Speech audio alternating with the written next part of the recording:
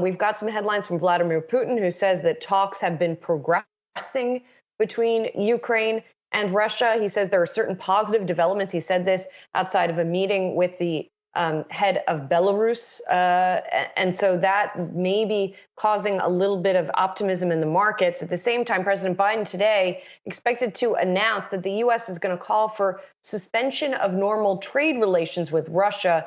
That would result in an increase in tariffs for many Russian products. And Saz, as everyone on the street in America, around the globe, is trying to figure out what the effect of all of this will be, and we've been watching these higher commodity prices, Goldman Sachs is weighing in today, getting more pessimistic. Yeah, Julie, I'd say the first investment bank here signaling that growth is likely to slow very sharply here in the coming quarters. Could see a lot more calls like this in coming weeks. But what is, in fact, this call? Goldman Sachs' chief economist, Jan Hathaway, is out here this morning saying the economy will barely grow in the first quarter, looking for a 0.5% increase in real GDP, slashed his full year GDP outlook to 1.75% from 2% previously. Consensus estimates, or the economists on the street, are still looking for about a 2.7% GDP growth estimate. But what really caught my attention here, Julian, I wrote more about this in a story on the Yahoo Finance homepage this morning, is what Hathaway is saying about a potential recession.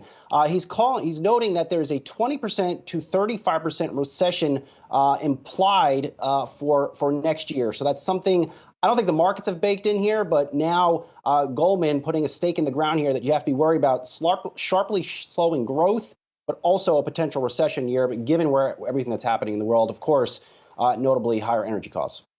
Yeah, and if I'm not mistaken, I think Goldman is the lowest of the big banks on the street in terms of this full year GDP forecast. So definitely sort of planting a flag in the ground here on this topic. We'll see if we start to get some others that come down to this level as well, Saz. I also wanted to mention, as we look at the fallout from what's going on in Russia, there was a report in the FT this morning that BlackRock is on the hook because of through its funds for $17 billion. That's how much it lost last month because of trades related to Russia. Obviously, BlackRock is an ETF giant, so part of it has to do with what's going on there. Now, for BlackRock, I wouldn't quite call it a drop in the bucket, but $17 billion is still only 0.2% of its $10 trillion in assets under management. But if it lost that much, we're going to start to hear, I think, more and more about the exposure of banks, whether it comes to commodities or what have you, and how much this situation is costing them. We're going to get more information about write-downs, I would imagine, right?